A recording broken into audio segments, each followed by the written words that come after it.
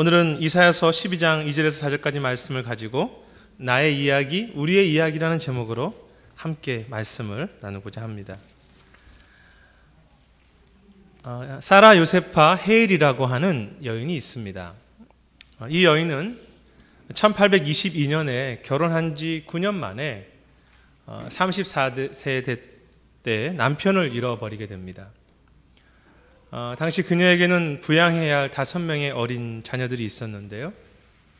1800년도 중반에 미국에서 여성 혼자서 5명의 자녀를 키우며 가정을 돌본다는 것은 쉬운 일이 아니었습니다.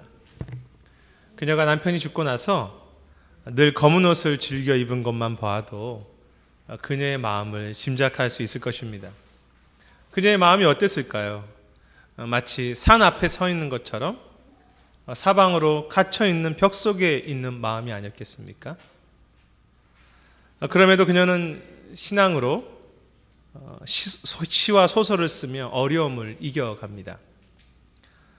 그러던 중에 그의 시와 소설이 사람들에게 인정을 받게 되고 작가로서 활동을 하는 가운데 고디 레이드 북스라고 하는 19세기의 최고의 여성 잡지에 편집장이 되게 됩니다.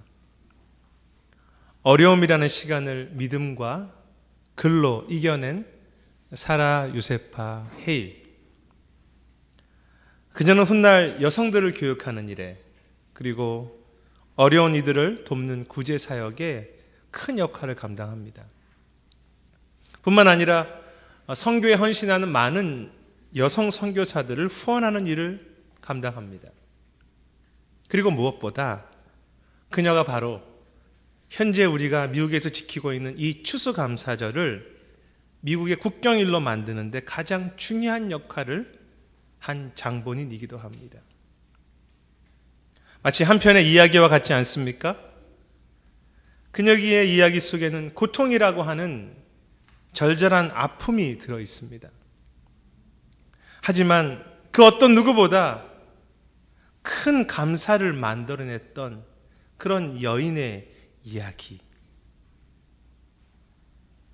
오늘 저희가 함께 읽은 이사야서 12장은 유대인들이 그들의 추수감사절인 초막절에 찬양으로 불렀던 노래입니다. 어쩌면 이 12장은 참 감사의 예배의 절정이겠죠. 하지만 이 이사야 12장의 이야기는 마치 뻥 뚫린 가슴과 같은 두려움과 위협과 고통의 이야기들이 함께 들어 있습니다.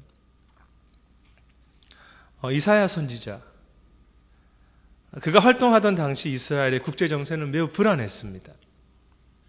북쪽 지역에서 급부상하기 시작한 매우 포악한 강력한 아수르라는 나라가 주변의 국가들을 하나하나 굴복시키며 남하하고 있었습니다. 그리고 이제 그 위협 앞에 유대가 서 있는 것입니다. 당시 유대 왕이었던 아하스와 그 백성들은 아수르의 위험 앞에서 두려워할 수밖에 없었습니다. 그래서 주변에 시리아라는 나라와 동맹을 맺기도 하고 또 아수르에게 항복하는 계획을 세워보기도 합니다. 그러나 여기저기 살 길을 찾아보았지만 아무런 소용이 없었습니다. 그것이 그들의 이야기였습니다. 나의 가슴이 아프다, 인생이 쓰다 라는 이야기가 아니겠습니까? 제가 사역을 통해서 성도님들과 신방해보고 또 상담해보면 늘 듣게 되는 이야기는 우리 모두가 다 나름대로 애쓰며 발버둥치며 최선을 다해 살아간다는 것입니다. 하지만 마치 수렁에 빠져드는 것처럼 때로 어쩔 수 없는 답답한 삶의 문제들이 늘 우리 삶 속에 남아있는 아픈 이야기들을 듣게 됩니다. 군에 있을 때 가끔 회식을 하게 되면 제가 술을 안 마시기 때문에 저 혼자 멀쩡하고 다 이상해집니다. 그러면 술을 먹은 사람들이 꼭 저에게 와서 하소연을 합니다. 그 중에 한 분은 술만 먹으면 저에게 와서 늘 말합니다. 그때 제가 오상병 내가 참 마음이 아파. 그게 메시지에 답니다. 참 마음이 아파. 그런데 한 번도 아니고 두 번도 아니고 매번 술만 먹으면 오상병, 내가 참 마음이 아파. 그 이야기만 계속해서 반복합니다. 처음에는 귀찮다가도 나중에는 좀 연민까지 느껴졌습니다. 얼마나 그 마음에 아픈 것이 있으면, 그런 고통이 있으면 그런 이야기를 반복할까. 아픈 나의 삶의 이야기들.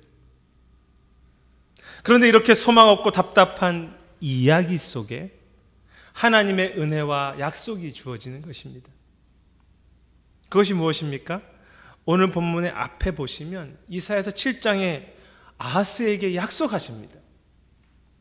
처녀가 잉태하여 아들을 낳으리니 그 이름을 임마누엘이라 할 것이라.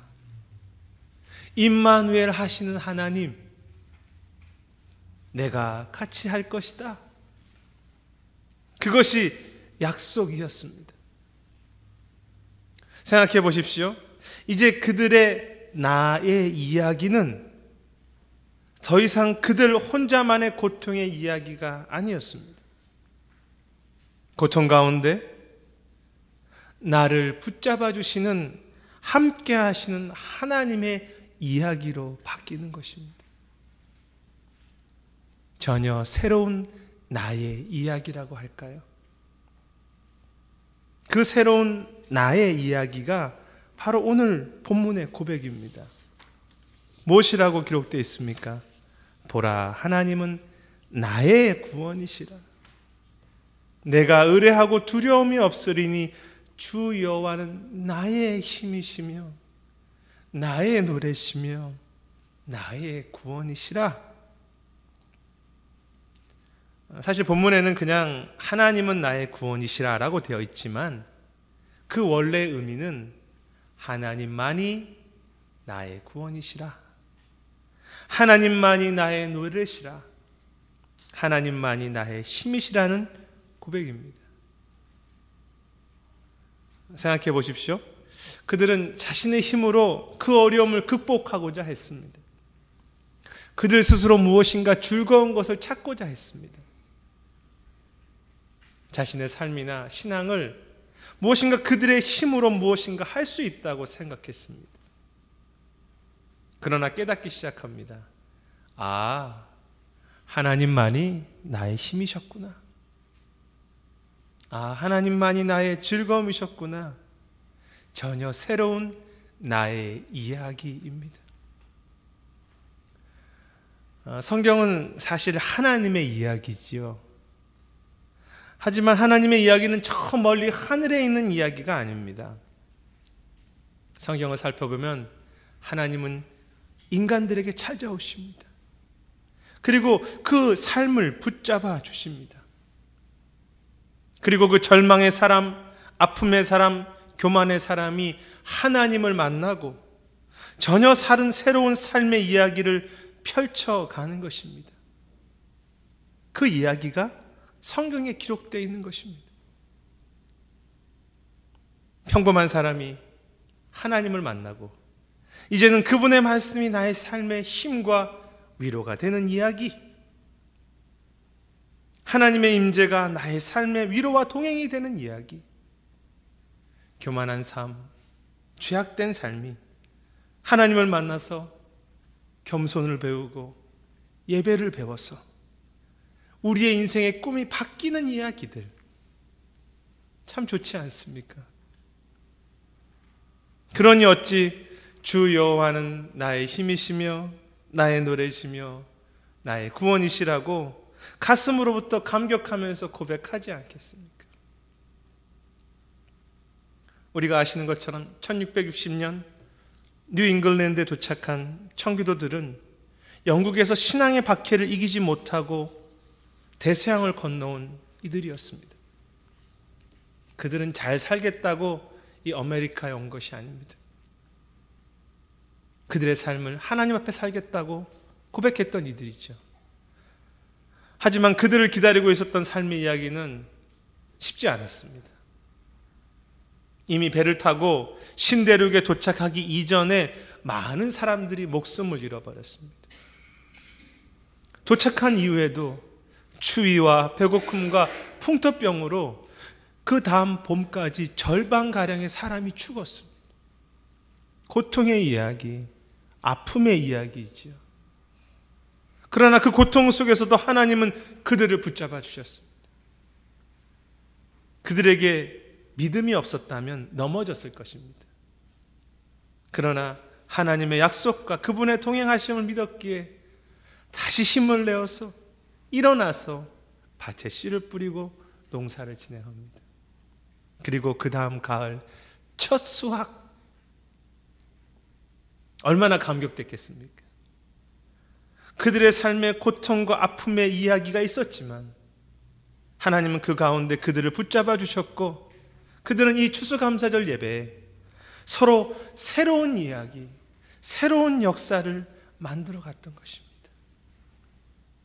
주님만이 우리의 힘이셨습니다.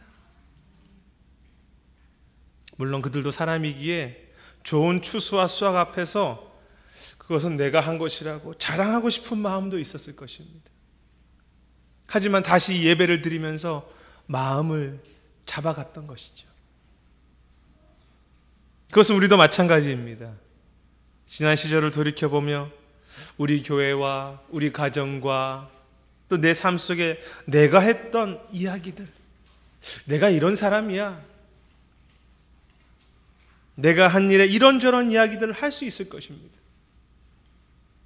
저에게도 그런 유혹이 있습니다. 그러나 정직히 깨닫게 되는 것은 하나님은 이 메마른 약한 자를, 죄악된 자에게 힘이 되셨고 능력이 되셨고 소망이 되셨다는 그 고백입니다. 그래서 주님을 정말로 찬양하게 되며 주님을 경배하게 됩니다. 제가 대학 다닐 때 불렀던 찬양 가운데 빛이 없어도라는 찬양이 있습니다. 참 좋아했던 찬양인데요, 이런 고백이 있습니다. 나는 없어도 당신이 옆에 계시면 나는 언제나 있습니다. 나는 있어도 당신이 곁에 없으면 나는 언제나 없습니다. 당신이 계심으로 나는 있고 당신의 노래가 머물므로 나는 찬양을 부를 수 있습니다. 당신이 계심으로 제가 있습니다. 그것이 추수감사절의 노래입니다. 새로운 변화된 이야기, 새로운 노래. 이사야서의 노래가 불러졌던 초막절에는 어떤 일이 있었습니까? 그들은 추수를 거두고 초막에 들어갑니다. 아무것도 없는 초막. 초막에는 내가 이룬 것이라고는 아무것도 없었습니다. 하나님과 나만이 있는 곳이 초막입니다. 그리고 그 초막에서 내 자신의 아픈 이야기나 내 자신의 자랑의 이야기가 아니라 하나님으로 살았던 나의 이야기를 다시 찾게 되는 것입니다. 이스라엘 역사 속에 초막은 광야에서 주님의 힘으로 살았던 징표이고 역사입니다. 그들은 거친 광야였지만 하나님은 그들과 함께 하셨고 그들을 살게 하셨습니다. 그래서 이 초막에서 이 이사야서 12장을 부를 때 얼마나 그들의 가슴에 와 닿지 않겠습니까?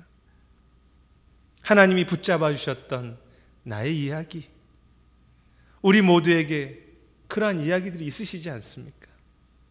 하나님 감사합니다. 주님을 찬양합니다. 미국 역사를 보면 1660년에 처음으로 추수감사 행사를 지내지만 그 이후에 초대 대통령이 정식으로 추수감사절을 국경일로 지정하게 됩니다. 하지만 3대 대통령이 와서 그 추수감사절을 국경으로 지키는 것을 폐지하게 됩니다. 그리고 오랜 시간 동안 몇 개의 주에서 추수감사절을 주에서 진행하는 그런 행사로만 진행하게 됩니다. 그러던 것이 바로 이 사라 요세파 헤일이라고 하는 여인이 잡지사의 편집장이 되면서 추수감사절을 국경으로 만들자고 하는 캠페인을 벌이기 시작합니다. 사실 그 일은 쉬운 일이 아니었습니다. 17년 동안 5명의 대통령에게 편지를 써서 이 운동을 벌이지만 매번 거절을 당하고 또 실패하게 됩니다.